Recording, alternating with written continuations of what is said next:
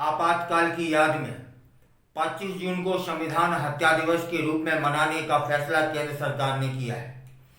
इसको लेकर के भाजपा के नेता और कार्यकर्ताओं में बयानबाजी का सिलसिला भी शुरू हो गया है। अब उत्तर पूर्व दिल्ली से भाजपा के सांसद मनोज तिवारी ने कहा कि संविधान हमारे देश के लिए एक बहुत पवित्र ग्रंथ है। उसी के अनुसार हमारा देश चलता है। उन्होंने कहा कि 25 जून 1975 में कांग्रेस के शासन में संविधान को दरकिनार कर दिया गया था और उसकी जगह आपातकाल घोषित कर दिया गया। जिन लोगों ने आपातकाल के खिलाफ बोला उनको या तो मार डाला गया या जेल में बंद कर दिया गया। अब 25 जून को भारत सरकार ने संविधान हत्या दिवस के रूप में मनाने का निर्णय लिया, तो मैं समझता हूं कि देश के लोग आज केंद्र सरकार को धन्यवाद दे रहे होंगे। यह मनोज तिवारी का कहना है। और आगे बोलते हैं कि संविधान की कोई इस प्रकार से हत्या ना कर सके, इस ओर भी सोचना होगा, विचार करना होगा। इसलिए उस दिवस को याद रखना है। ऐसा इसलिए कि आने वाले दिनों में आज जिस संविधान की चर्चा हो रही है हम उसके अनुसार चल सकें और समाज को सुरक्षित रख सकें।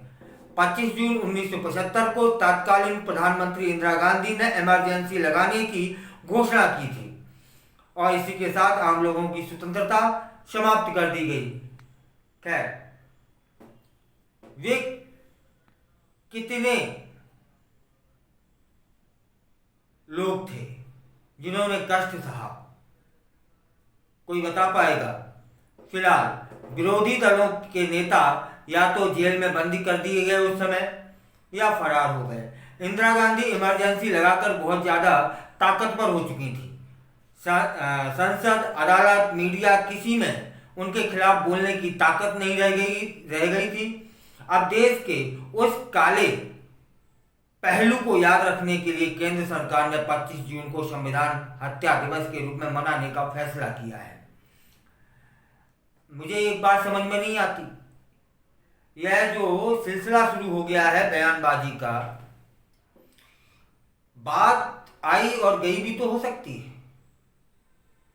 पुरानी बातों को दोहराने से क्या होगा? ठीक है, यहाँ एक बात मनोज तिवारी जी ने ठीक कही कि आगे से कोई ऐसा न कर सके, इसलिए उसी की याद में यह दिवस मनाना चाहिए। हमें विकास की ओर, हमारा देश और विकसित हो, इस ओर चर्चा करनी है, इस ओर विचार करना है और यादों को सहेज कर रखना भी जरूरी है। पर उसे हत्या दिवस में घोषणा कर देना ठीक है, हो सकता है सरकार को अच्छा लगा हो। और यदि यही बात है कि उस घटना की पुनरावृत्ति ना हो इसलिए इस दिवस को मनाना है, तब तक तो जायज है।